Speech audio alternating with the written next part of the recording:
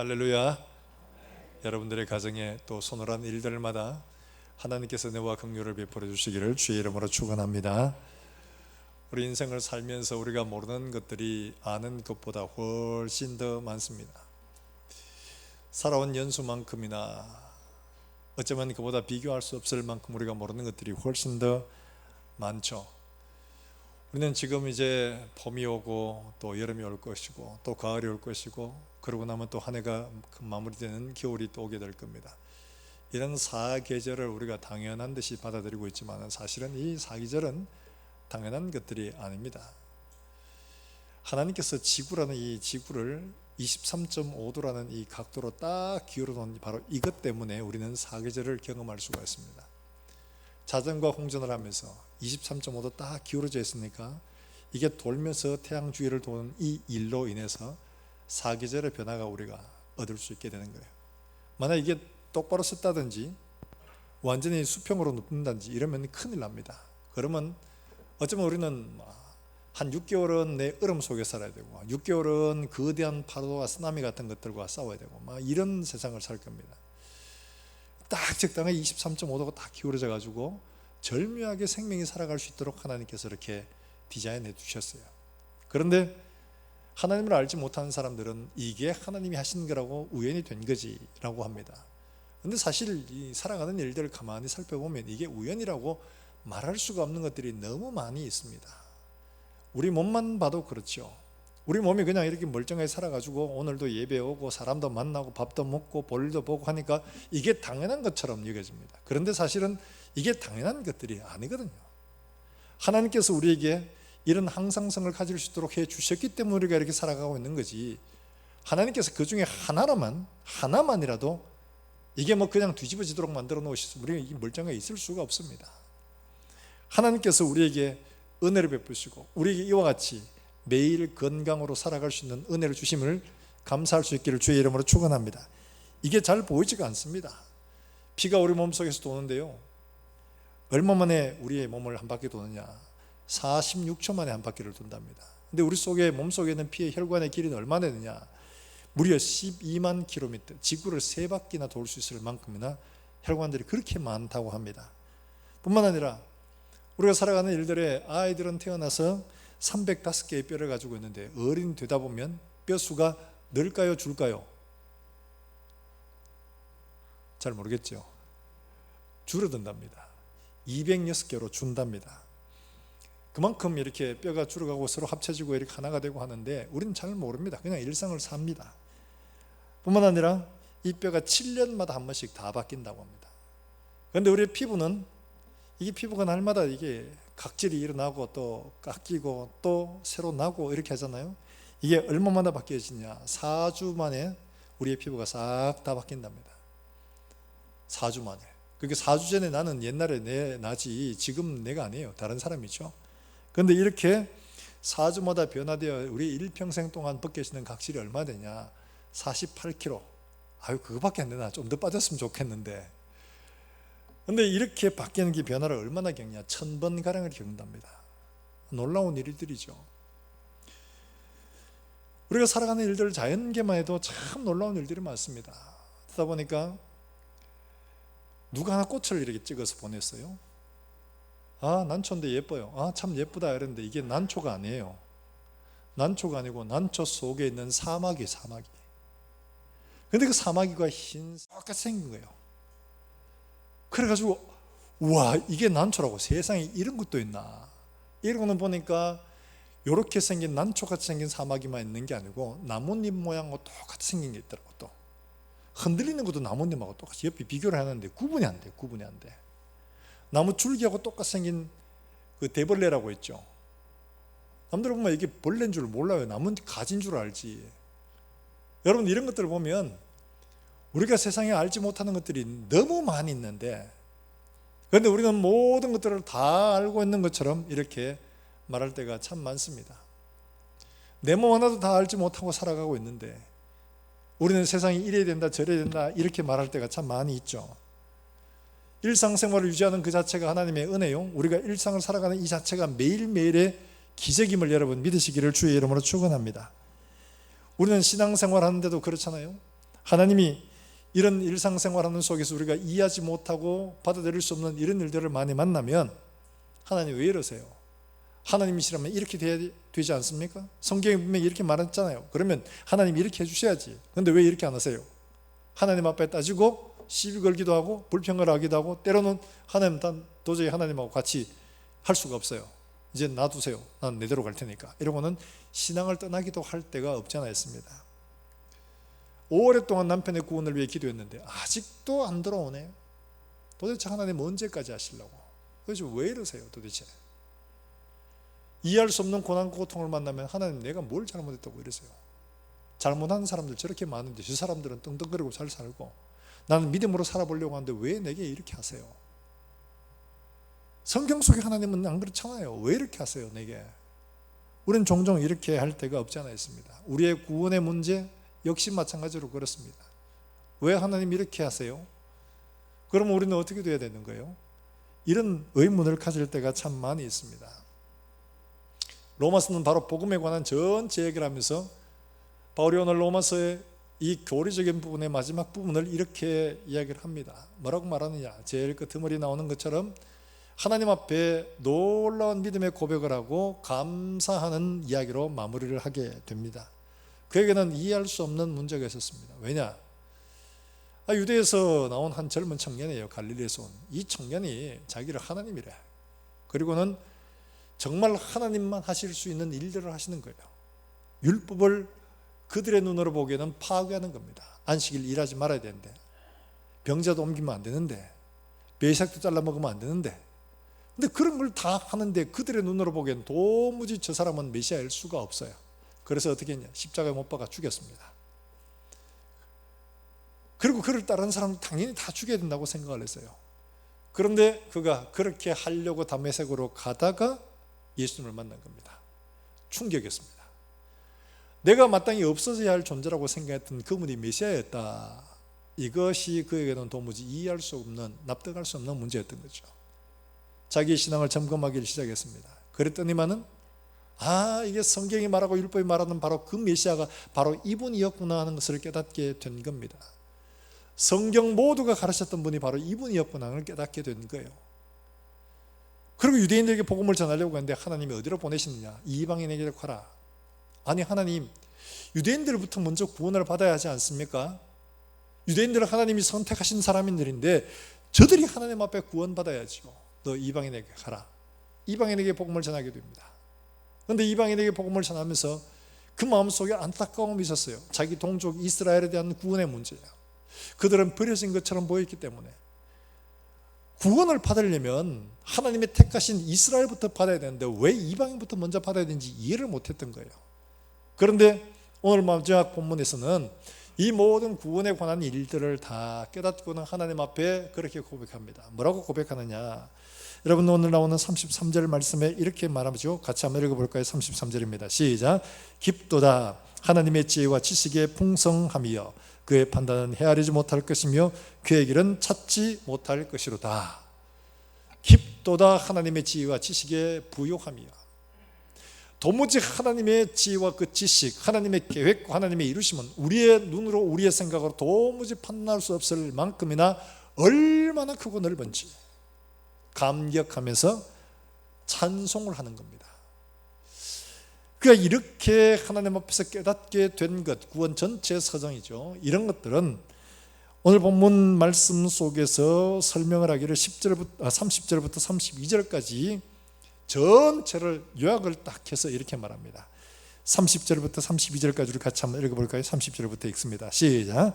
너희가 전에는 하나님께 순종하지 아니하더니 이스라엘이 순종하지 아니함으로 이제 긍휼을 입었는지라. 이와 같이 이 사람들이 순종하지 아니하니 이는 너희에게 베푸시는 긍휼로 이제 그들 긍휼을 얻게 하려 하심이라. 하나님이 모든 사람을 순종하지 아니하는 가운데 가두어 두심은 모든 사람에게 긍휼을 베풀려 하심이로다. 할렐루야. 존 파이프 목사님은 이 부분을 주석을 하면서 이렇게 하셨더라고요. 이게 4단계로 된다. 4단계로. 왜냐? 우리가 생각에는 이렇습니다. 하나님이 에덴 동산을 만들어 놓으실 때 선악과가 필요 없는 것처럼 보여요. 이걸 만들어 놨기 때문에 우리가 타락을 하고 이렇게 된 거 아니야. 그러니까 이게 한쪽 구석에 접근하지 못하게 놔두셨더라면 우리가 죄를 짓지 않았을 건데 왜 이걸 여기에 두셔가 했었을까? 만약 타락을 하나님의 계획 가운데 했었다면, 타락을 했더라면 아담과 하와가 쫓겨나가지고 아벨을 죽이기 전에 구원의 복음을 전하셔가지고 그들로 구원하시는 것이 마땅하지 않는가? 그게 조금 미루어져야 되겠다고 생각을 하시면, 사람에게 한 번 더 기회를 줘야 되겠다고 생각을 하신다면 노아의 홍수 때 그렇게 해가지고 심판할 사람은 심판하고 구원할 사람은 구원하는 게 이게 맞지 않는가? 라는 생각이 들 겁니다.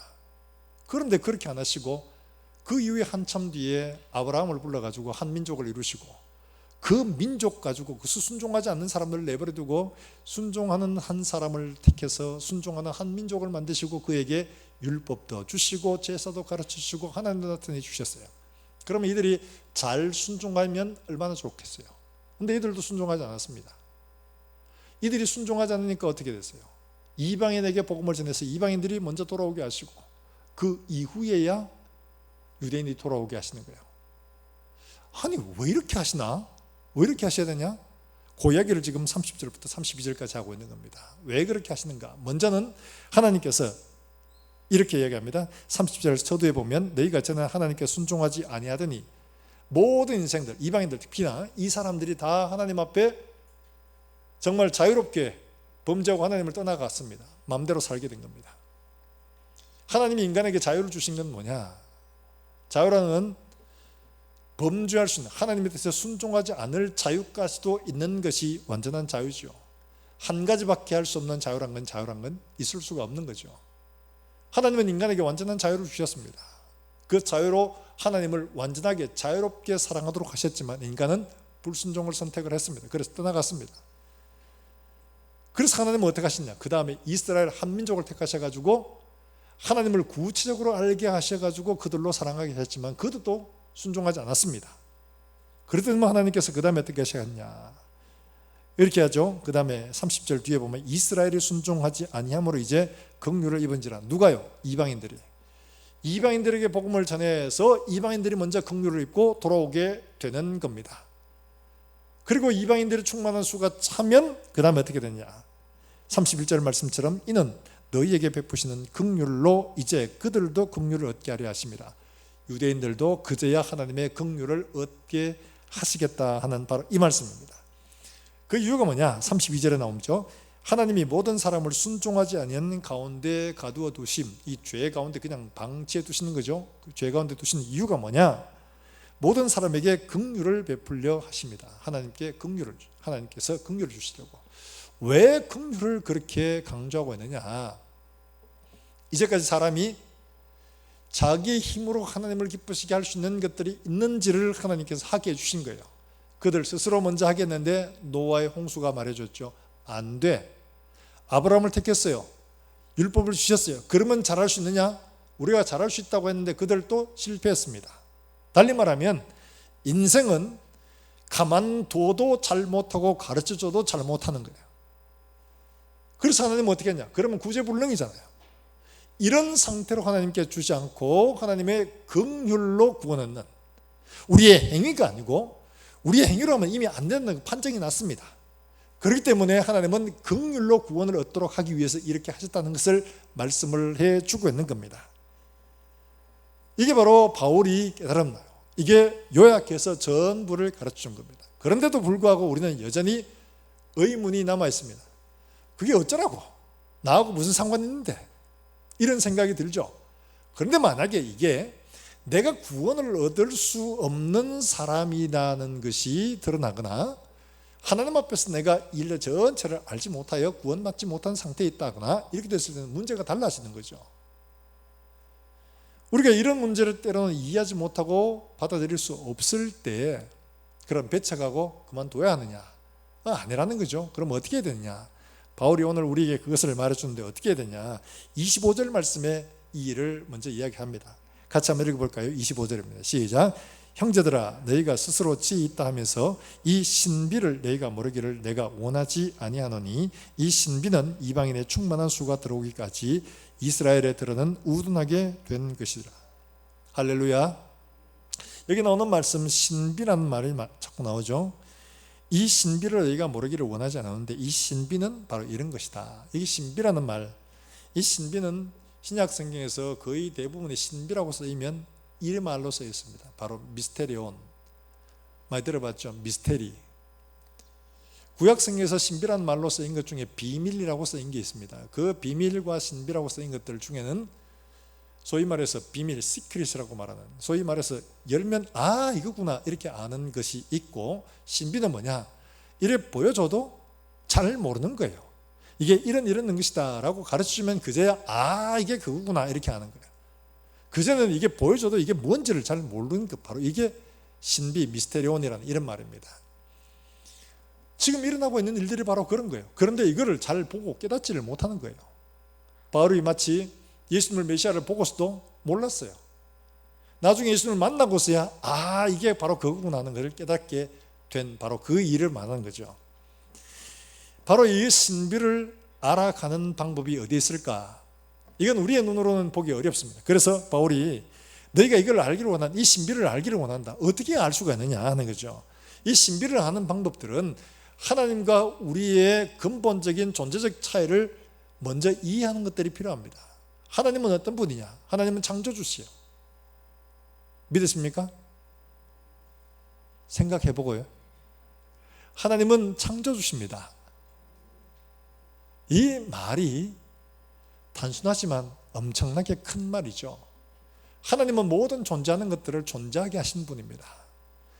원리와 모든 작동하는 힘과 이런 것들을 다 부여하신 분입니다. 우리는 거기에 하나로 돌아가는 것뿐이에요. 우리가 그걸 다 할 수 없어요. 근본적인 너무 큰 차이가 있는 거예요. 길은 너희 길과 다름이라. 여호와의 말씀이니라. 이는 하늘이 땅보다 높음같이 내 길은 너희의 길보다 높으며 내 생각은 너희의 생각보다 높음이니라. 하늘과 땅 차이로. 하나님과 우리의 차이는 바로 그런 겁니다. 알고 다 알고 있는 건 아니야. 그런데 사실은 이걸 다 인정을 잘 하지 않고 살 때가 많습니다. 왜 그러냐? 문제만 생기면 아우 이해 못하겠다. 하나님에 대한 이런 경우에는 마음이 없어요. 하나님이 하신 일들에 대해서도 아 하나님이니까 뜻이 있으시겠지 이렇게 하기보다는 왜요? 왜 그러시는데요? 하나님 어떻게 이러실 수가 있어요? 이런 마음이 먼저 들거든요. 이게 이 하나님이 행하신 일들을 인정하지 못한다는 반증이라는 거죠. 오늘 바울은 이야기를 합니다. 깊도다 하나님의 지혜와 지식의 풍성함이요 그의 판단은 헤아리지 못할 것이며 그의 길은 찾지 못한다. 우리와 근본적인 이런 차이가 있다는 것을 말하고 있습니다. 그러면서 말하기를 34절과 35절에 보면 누가 주의 마음을 알았느냐, 누가 그의 모사가 되었느냐, 누가 주께 먼저 드려서 갚음을 받겠느냐. 이 말은 뭐냐니까 누가 하나님이 행하신 일들 가운데 하나님 그러면 안 돼요, 그거 그렇게 하시는 게 아니에요, 하나님 요건 요렇게 하셔야 돼요, 요렇게 해주세요, 요렇게 할 수가 있느냐 하는 겁니다. 그 다음에 나오는 34절의 말씀, 35절의 말씀, 누가 먼저 드려서 갚으심을 받겠느냐. 이 말은 하나님 지으신 것이 없어서 하나님 만드신 것이 요건 못 만들었어. 그래서 내가 요걸 가지고 하나님 요건 안 만드셨죠, 요거 요렇게 하세요, 요거 드릴게요, 요거 선물이에요 이러면서 드려서 하나님이 받으시고는 아 이거 내가 만들지 않은 거네, 야 새로운 거다 고맙다 야 이래가지고 하나님이 보답으로 우리에게 뭔가를 주실 수가 있겠느냐는 거예요.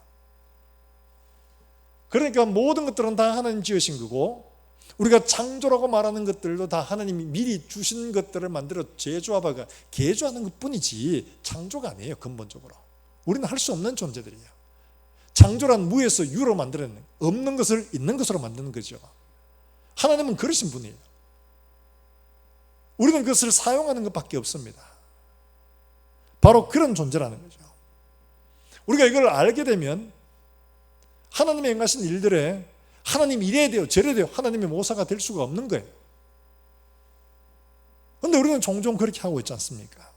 고난을 당하면 어려움이 됩니다. 아무리 믿음이 좋아도 그렇습니다. 성경의 대표적인 사람 욥이 나오잖아요.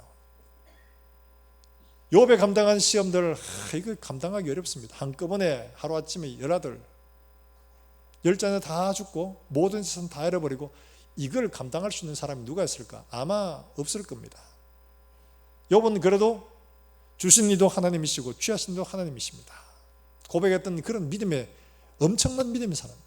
그런데 그런 그도 자기 몸에 악착이 나서 여러 달 동안 이 고통을 당하니까 이 고통에는 장사가 없어요.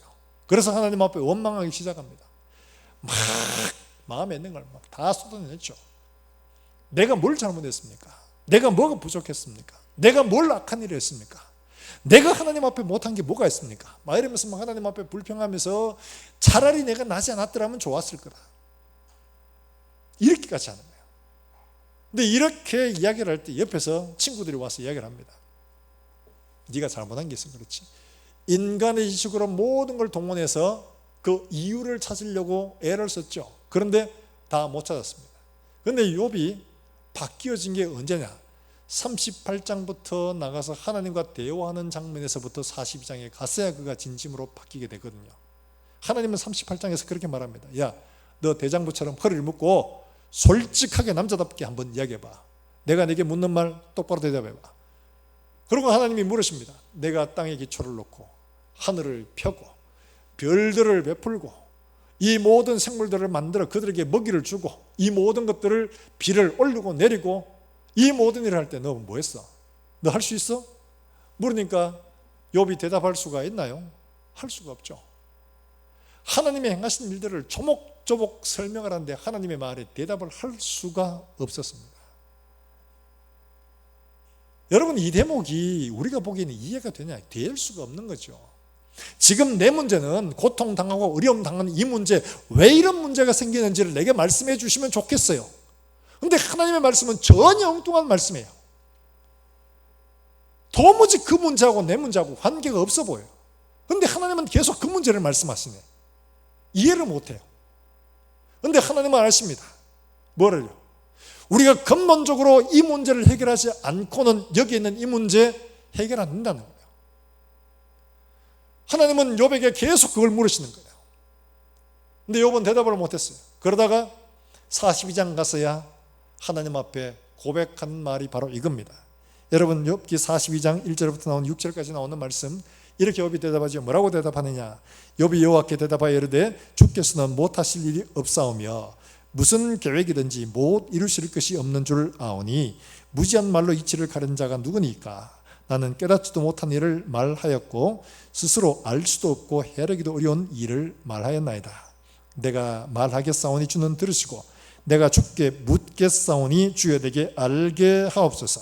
내가 주께 대하여 귀로 듣기만 하였사오나 이제는 눈으로 주를 배옵나이다. 그러므로 내가 스스로 거두어 드리고 티끌과 제 가운데서 회개하나이다. 여러분, 욥이 무지한 말로 이치를 가리게 한 게 뭘까요? 무슨 말을 했어요? 욥이 한 말은 이겁니다. 하나님 왜 이러세요? 내가 뭘 잘못했는데요?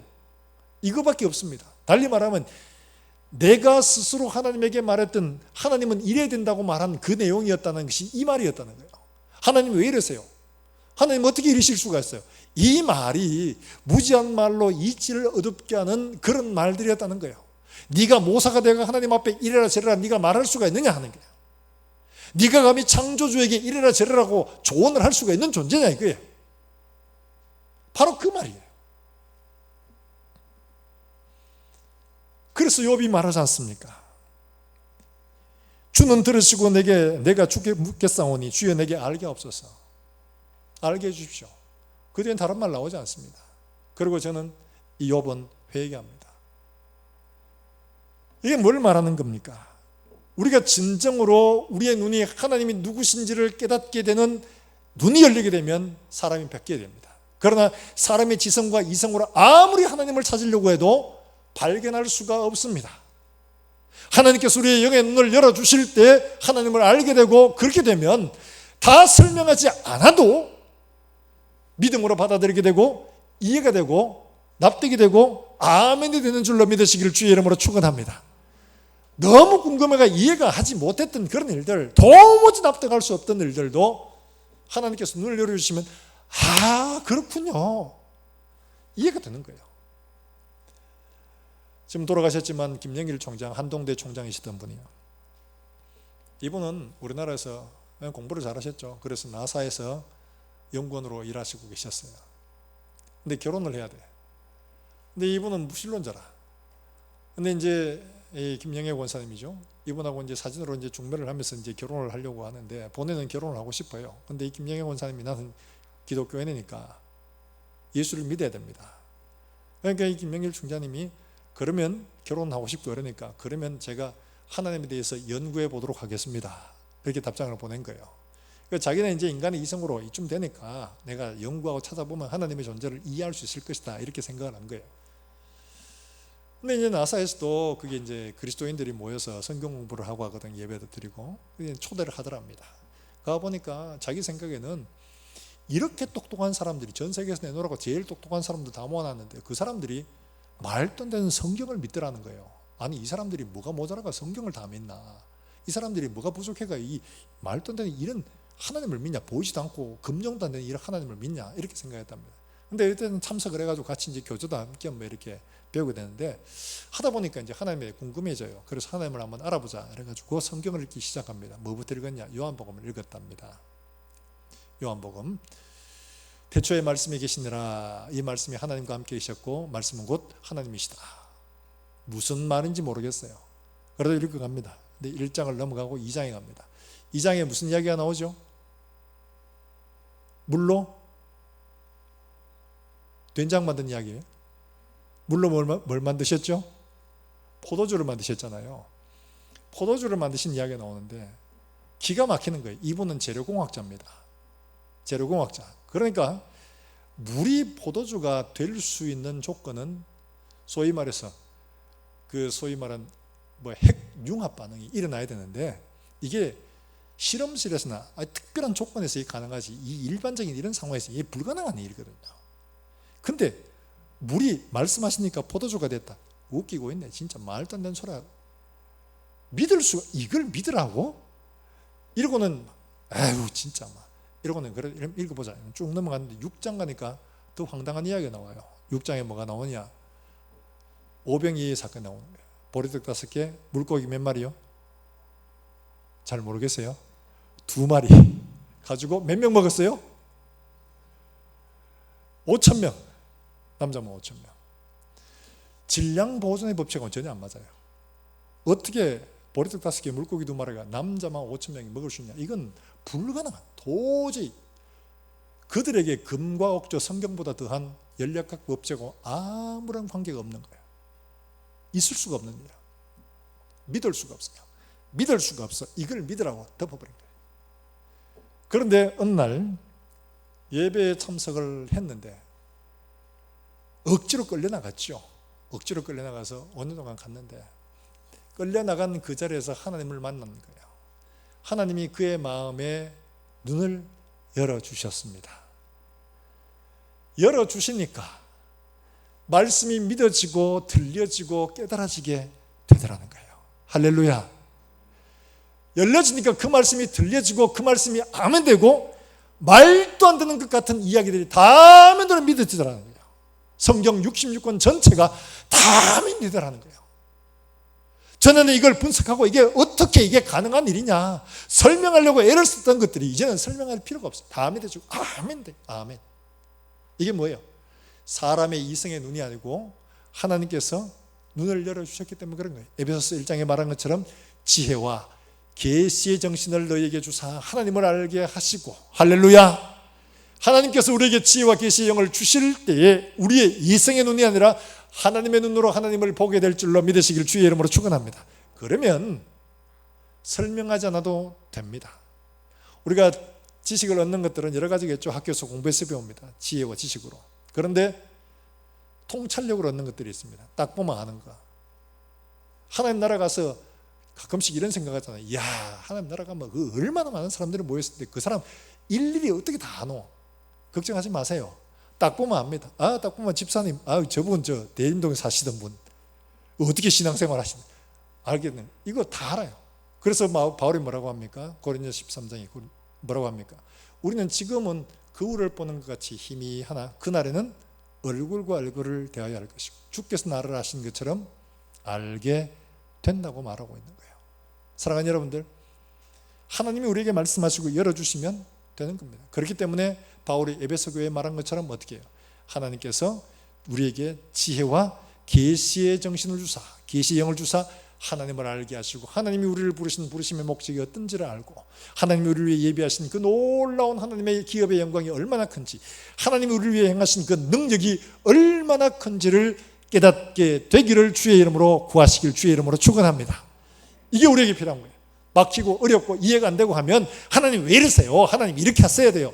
이게 아니고, 하나님 내 닫힌 눈을 열어주십시오. 보기를 원합니다. 알기를 원합니다. 하나님을 보기를 원합니다. 진리를 깨닫기를 원합니다.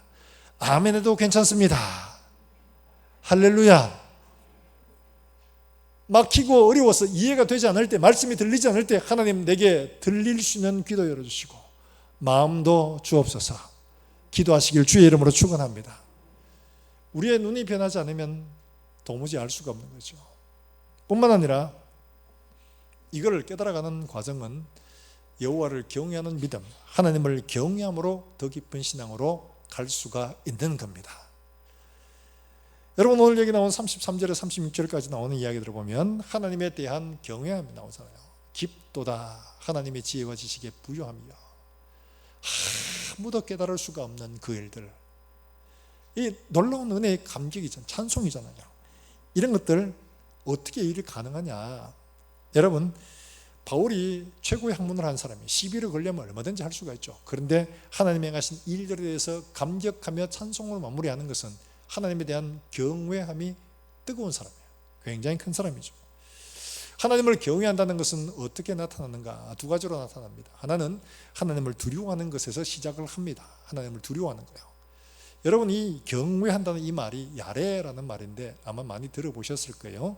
야레, 경외하다 하는 말인데, 이 말의 원래 뜻은 두려워하다는 이런 말이에요. 근데 이 야레라는 이 말이 처음으로 나온 데가 어디냐 하니까 창세기 3장 10절에 나옵니다. 여러분 한번 찾아보실까요? 창세기 3장 10절요.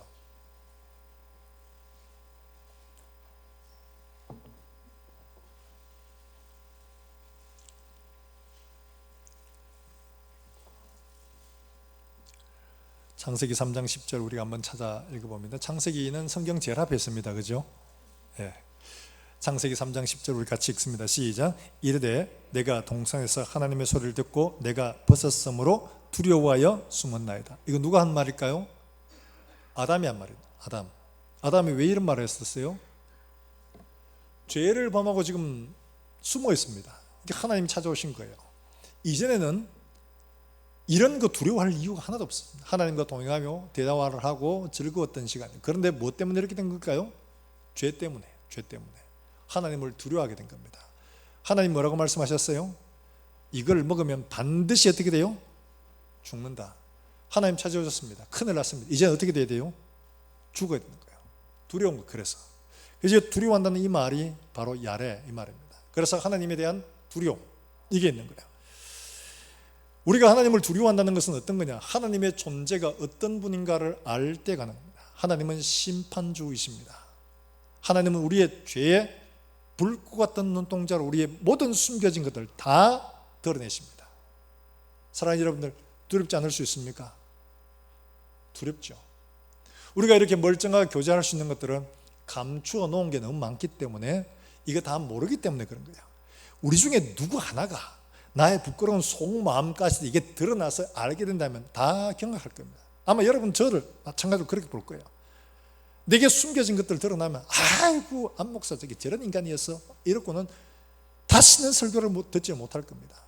여러분 자신도 그렇잖아요. 우리 속에 숨겨진 것들이 드러나면 우리가 얼마나 부끄럽겠어요. 그런데 하나님 앞에서는 음부라도 다 밑까지 드러난다고 하고 있습니다. 하나님 앞에 숨겨질 것이 없는 거예요. 그 하나님 앞에 서는데 두렵지 않을 수가 있겠습니까? 두렵죠. 드러내시고 심판하시기 때문에 두려운 겁니다.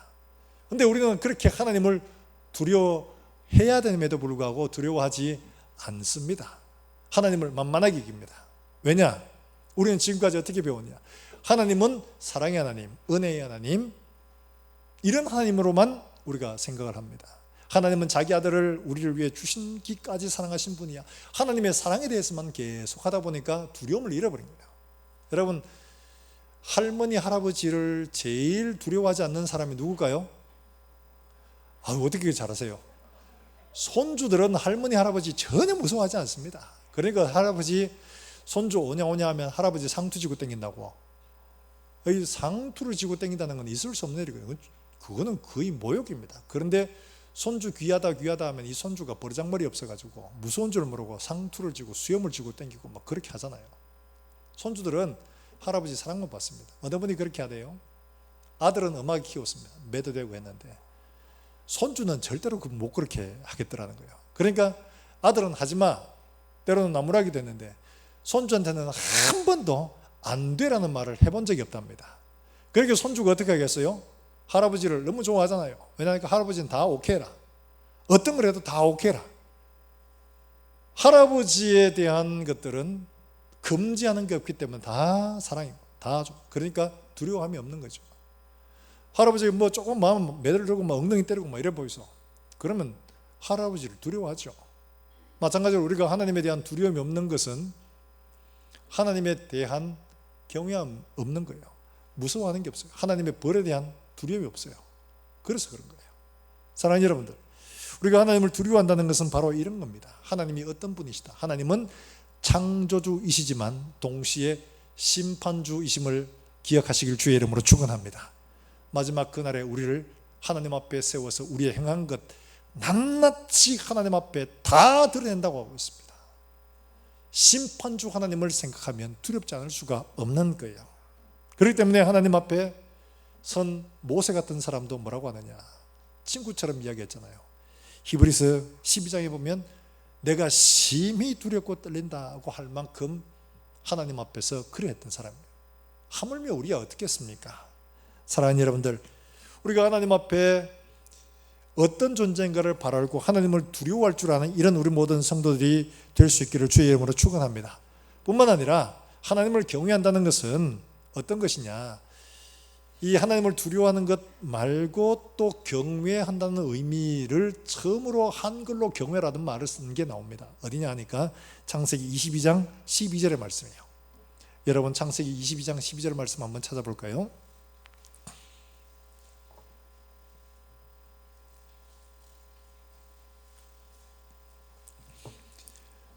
창세기 22장 12절의 말씀에는 아브라함의 이야기가 나오는데, 이 아브라함의 이야기에서 사람이 아니에요, 하나님이 아브라함에게 이 말을 사용을 하십니다. 뭐라고 말하느냐, 22장 12절 말씀을 같이 한번 읽어봅니다. 시작. 사자가 이르되 그 아이에게 내 손을 대지 말라, 그에게 아무 일도 하지 말라. 내가 내 아들 내 독자까지도 내게 아끼지 아니하였으니 내가 이제야 내가 하나님을 뭘 해요? 하나님을 경외라고 하죠. 이 말도 야레 똑같은 말입니다. 그런데 이 말은 앞서 행한 말하고 조금 의미가 다르겠죠. 왜냐하니까 네가 이제 하나님을 두려워하는 줄 안다. 아니, 아들 안 바쳐도 아무런 문제가 없습니다. 아들 안 바친다고 하나님 네가 아들 안 바치면 내가 너를 삼족을 멸하고 네가 안 바치면 내가 그놈 꼭 데려간다 말하지 않았습니다. 그런데 스스로 그 말씀을 듣고 일찍이 준비해서 하나님이 지정한 산에 올라가서 이 아들을 드리려고 했어요. 왜 했냐? 여러분 히브리서 11장 19절에 이렇게 말합니다. 뭐라고 말하냐? 그가 하나님이 능히 이삭을 죽은 자 가운데서 다시 살리실 줄로 생각한지라 비유컨대 그를 죽은 자 가운데서 도로 받은 것이니라. 아브라함이 이삭을 제단 위에 올려놓고 죽이려고 했던 이유가 뭐냐? 하나님이 내가 죽여도 다시 살릴 줄로 어떻게 했다는 거예요? 확신했다는 거예요. 여러분 이게 어떻게 가능할까요? 아브라함은 이미 한번 경험해 봤다는 거예요. 이 말은 지금 어떤 말이냐니까 하나님에 대한 신뢰를 말하는 거예요. 경외가 하나님에 대한 두려움이 있다면 또 하나는 하나님에 대한 신뢰를 말합니다. 무슨 신뢰요? 인격적인 신뢰를 말하는 거예요. 아브라함은 자기가 하나님에게 받은 약속은 내가 아들을 주겠다. 안 주세요. 25년 지났습니다. 100세가 되고 뭐라고 했냐? 네, 이제 끝났습니다. 하나님 뭐 이제 안 주셔도 됩니다. 이렇게 말했어요. 그런데 하나님이 주셨습니다. 그러니까 그는 생각이 뭐라고 했냐? 죽은 것 같은 내 몸에서 하나님이 이 아들을 주셨으니까 이 아들이 죽어도 여기서 다시 살리실 것이다. 약속을 신실하게 나와 동행하는 이 일들을 해오셨기 때문에 하나님은 반드시 그 일을 이루어 주실 것이다. 이 믿음을 삶에서 경험을 한 겁니다. 하나님을 경외하는 것 어떻게 아나요? 하나님이 자신이 누구신지를 성경을 통해 보여주셨습니다. 그를 통해서 알고, 그리고 내 삶 속에서 하나님과 동행함으로 하나님의 신실하심을 경험하게 될 때에 하나님을 경외하는 믿음으로 나아갈 수가 있는 거죠.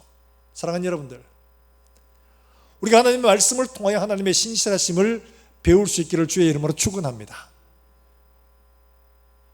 축원합니다.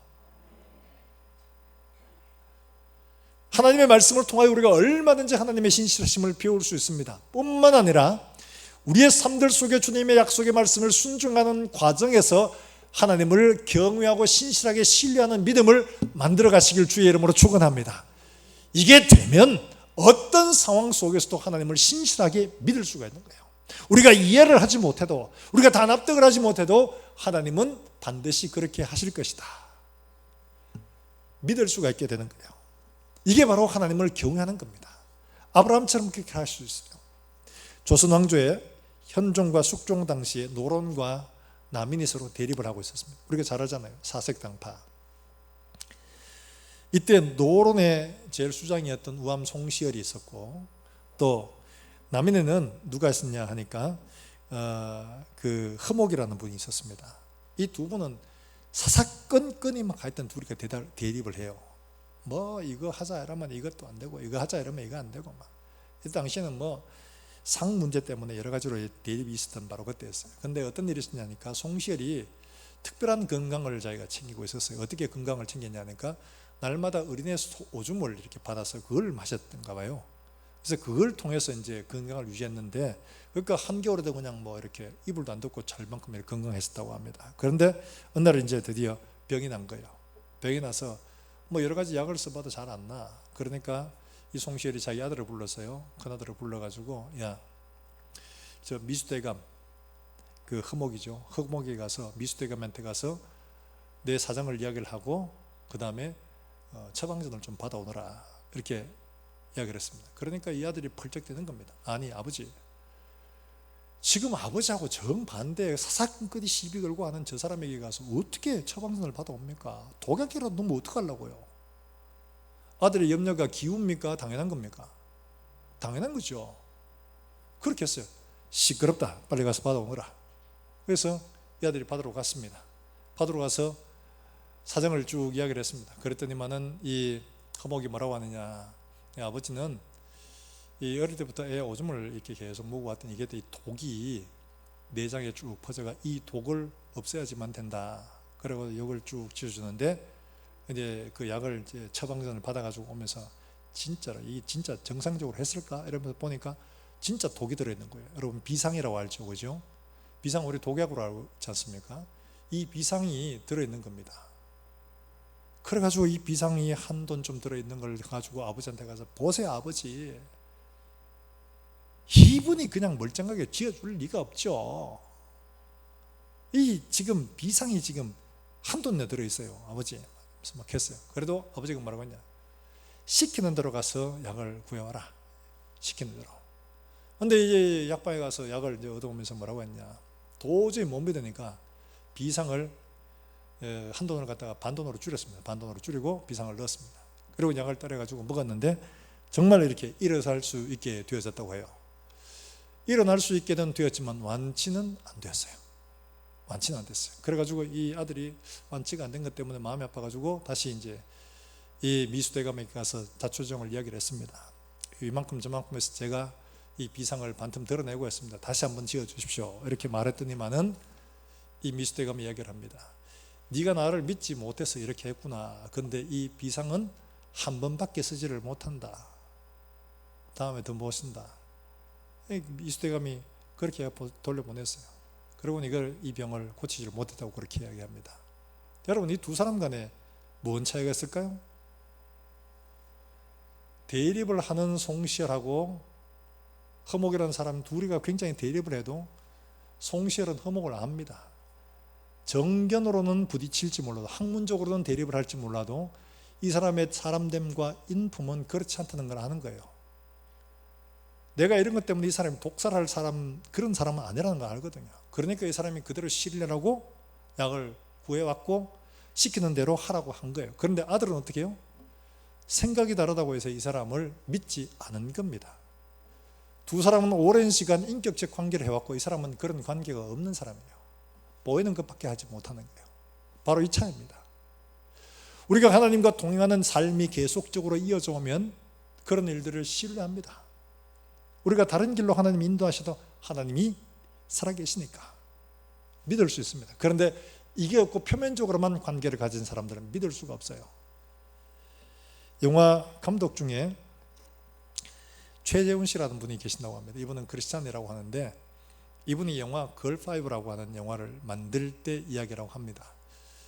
뭐 걸5 다섯 여자 이야기이겠죠. 그런데 이 영화를 이제 시작을 하려고 이제 막 이렇게 다 준비를 하고 촬영을 들어가려고 하는데 무슨 이유인지 몰라도 계속 이게 안 되는 거예요. 연기되고 또 안 되고 막 그랬어요. 비 오고 막 또 비 오고 막 속이 막 엄청 상한 거예요. 그러다가 45일 만에 크랭크인 시작을 하려고 했던 그때로부터 45일 만에 밥을 먹다가 뉴스에서 앵커가 기상이 보도록 하는 데서 울음이 터진 거예요. 눈물이 터진 거예요. 왜 그랬냐니까 이 기상캐스터가 이야기를 하는데 지난 45일 동안 우리가 얼마나 비가 왔냐 34일이 비가 왔다는 거예요. 원래 이렇게 비가 많이 와서 여러 가지로 이제 어려움이 있었다 이 이야기를 하는 거예요. 그런데 그 34일이 어떠냐 하니까 이 45일 동안에 있었던 게 그 영화 제작을 했는 대부분이 야외 촬영 기간이었다는 거예요. 그러니까 만약 이걸 실제로 시작을 했더라면 개점 휴업을 했다는 거예요.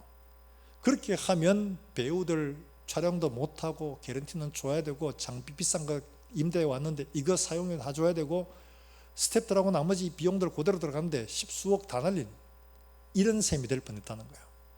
그런데 그 비 오는 기간 때문에 촬영하지 못해서 이런 것들을 다 손해가 없었다는 거예요.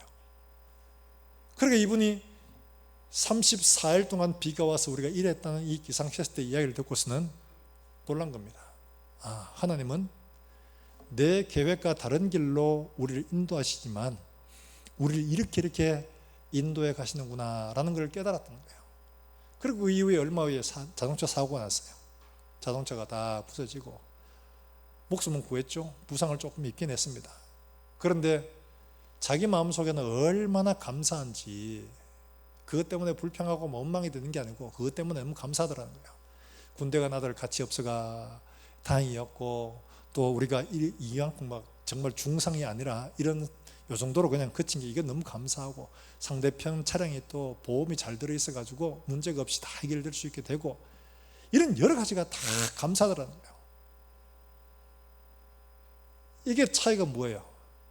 하나님을 경외하고 그분의 행하심에 대한 신뢰를 두니까 비록 내가 당하는 고통과 어려움을 만나도 하나님의 인도하심을 신뢰할 수 있게 되는 겁니다. 지금 내가 이해를 하지 못해도 하나님은 신실하게 우리를 인도하신다 하는 사실을 내가 그대로 믿고 순종할 수 있게 되더라는 거죠. 사랑하는 여러분들, 우리가 때로는 이해하지 못하는 문제를 만난다 하더라도 하나님을 경외하는 믿음으로 신뢰할 수 있기를 주의 이름으로 축원합니다. 그렇게 되어지면 우리가 때로는 이해하지 못하고 때로는 이거는 진짜 모르겠다, 이건 왜 이렇게 하실까 하는 문제도 앞서 하는 것처럼 우리의 눈을 하나님 열어주십시오. 하나님 내 눈을 열어주셔서 알게 해주십시오. 기도할 수 있게 되고 우리가 이렇게 될 때에도 하나님은 크신 하나님, 내가 다 알지 못한 하나님이십니다. 하나님은 우리를 이렇게 인도하실 거야. 전에도 이렇게 하셨고 그전에도 이렇게 하셨고 지금도 이렇게 하실 줄로 나는 믿노라. 이 믿음의 고백이 감사와 감격과 찬송이 될 줄로 믿습니다. 그러므로 모든 성도들이 되시기를 구주 예수님의 이름으로 축원합니다. 축원합니다. 우리 함께 찬송하고 기도하겠습니다. 그 크신 하나님의 사랑 말로 다 형용 못하네.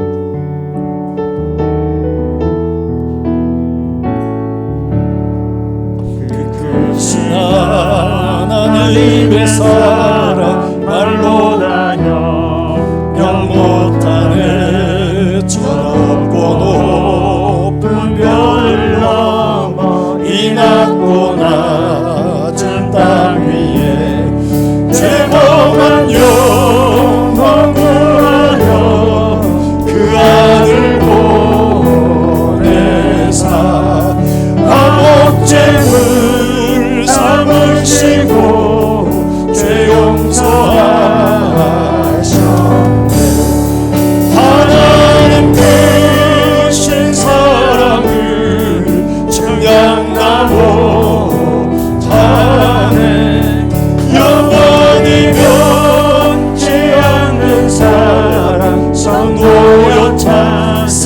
기도하겠습니다. 하늘을 두루마리 삼고 하늘을 두루마리 삼고 바다를 봉을 삼아도 한없는 하나님의 사랑 다 기록할 수 없겠네.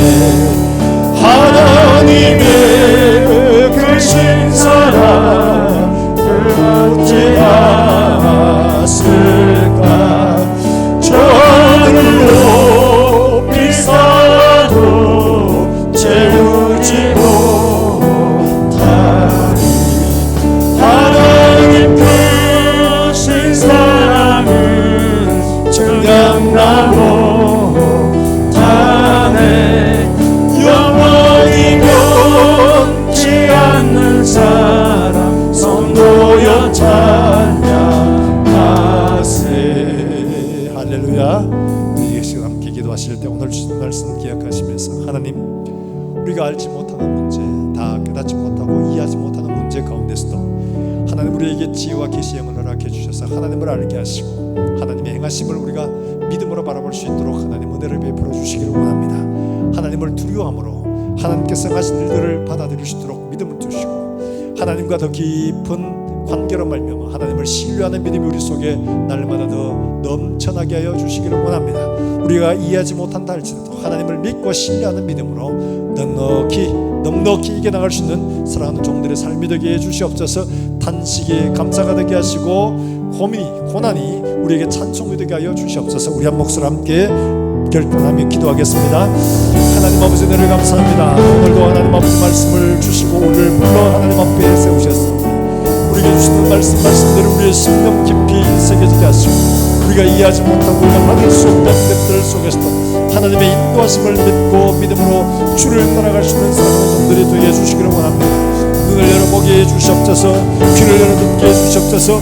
하나님을 알게 하시며 우리에게 주신 그 놀라운 하나님의 은혜와 사랑을 발견할 수 있도록 하나님 눈을 열어주시기를 간절히 원합니다. 보게 하여 주시옵소서. 듣게 하여 주시옵소서. 깨닫게 하여 주시옵소서. 어둡고 미련한 마음들을 하나님 밝혀주시고 하나님의 영으로 충만케 하여 주시기를 간절히 원합니다. 하나님 아버지, 우리가 하나님을 두려움으로 우리의 입술을 제하게 하시고 우리가 하나님을 두려움으로 우리가 겸손하게 해주시기를 원합니다. 하나님 아버지, 하나님을 신뢰함으로 말미암아 우리가 하나님을 담대히 의지하고 믿음으로 한 걸음 한 걸음 나아갈 수 있도록 하나님 은혜를 베풀어 주시기를 원합니다. 아브라함처럼 이삭을 하나님 앞에 드린다 할지라도 하나님 우리에게 불의한 요구를 하신다 할지라도 믿음으로 하나님 앞에 순종하여 하나님의 일하심을 보는 사랑하는 종들 되어져서 어떤 상황 속에서도 하나님을 신뢰하여 하나님을 경외하는 믿음으로 살아낼 수 있는 사랑하는 모든 종들이 되게 하여 주시옵소서. 하나님 아버지 은혜를 감사합니다. 오늘 사랑하는 주의 권속들을 우리에게 부르시고 하나님 앞에 말씀으로 세우셨사오니 하나님께서 오늘 우리에게 주신 이 말씀처럼 우리가 이 땅을 사는 동안에 우리가 이해하지 못할 문제를 만날 때에 하나님 아버지 우리의 눈을 열어주시고 우리의 마음을 밝혀주셔서 보게 하시고 깨닫게 하시고 열어주시기를 간절히 원합니다. 하나님 지혜와 계시 영으로 우리에게 충만케 해주셔서 하나님을 알게 하시며 영원한 나라의 비밀을 알아서 우리가 우리 인생 사는 동안에 하나님을 경외하는 믿음으로 살아낼 수 있도록 주님 축복해 주시기를 원합니다. 하나님을 두려움으로 하나님 앞에 우리의 입술을 금하게 하시고 삼가하게 하시고 주님 은혜를 베풀어 주시며 우리가 하나님과 인격적인 깊은 신뢰의 관계로 말미암아 하나님 어떤 문제 어떤 상황 속으로 우리를 인도하실지언정 우리가 믿음으로 순종하여 아브라함처럼 하나님께서 말씀하시기를 이제야 내가 나를 경외하는 줄 내가 알았도다. 하나님의 이런 선포가 우리 가운데 있게 해 주시기를 원합니다.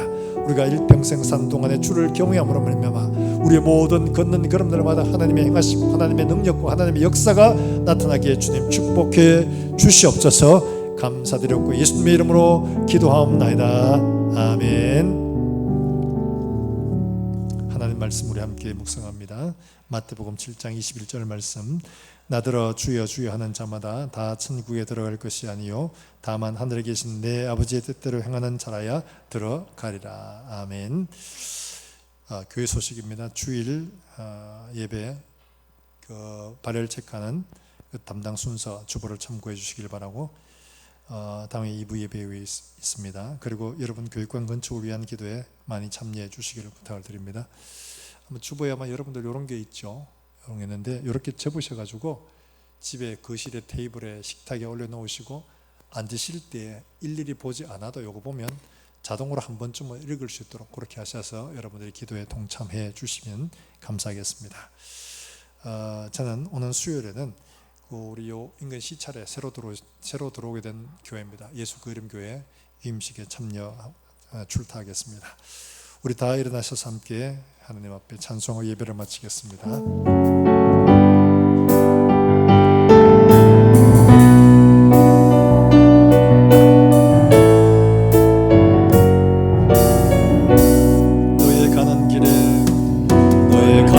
길에 주의 평강 있으리 평강의 왕 함께 하시리 너의 걸음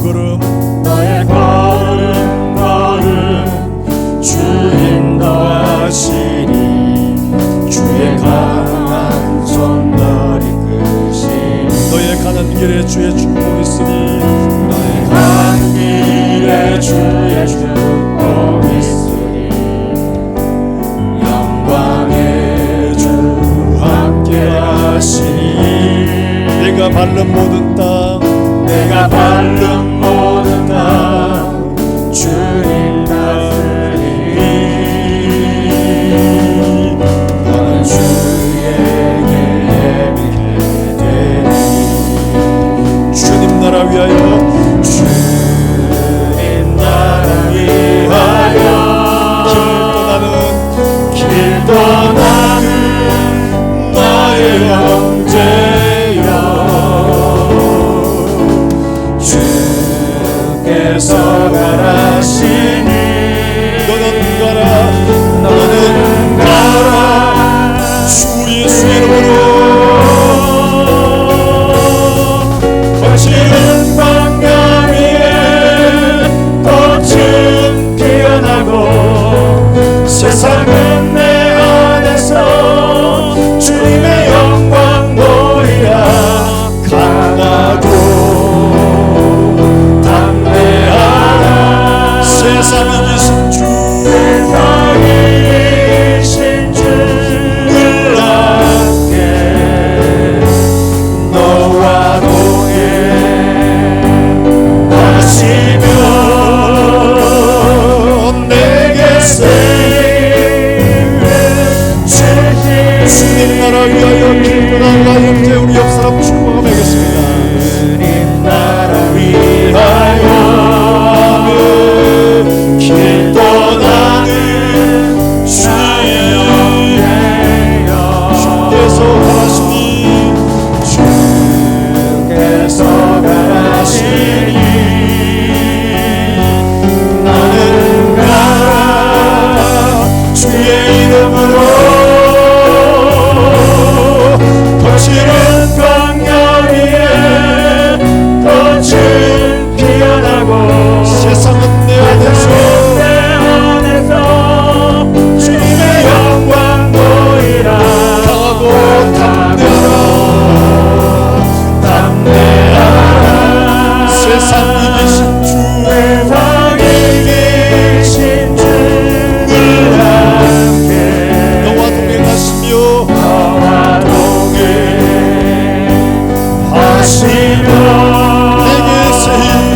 내게 세임을 주시니 기도하겠습니다. 여호와는 내게 복을 주시며 너를 지키시기를 원하고 여호와는 그 얼굴을 내게 지사 은혜 베푸시기를 원하며 여호와는 그 얼굴을 내게로 향하여 드사 평강 주시기를 원하노라. 아멘.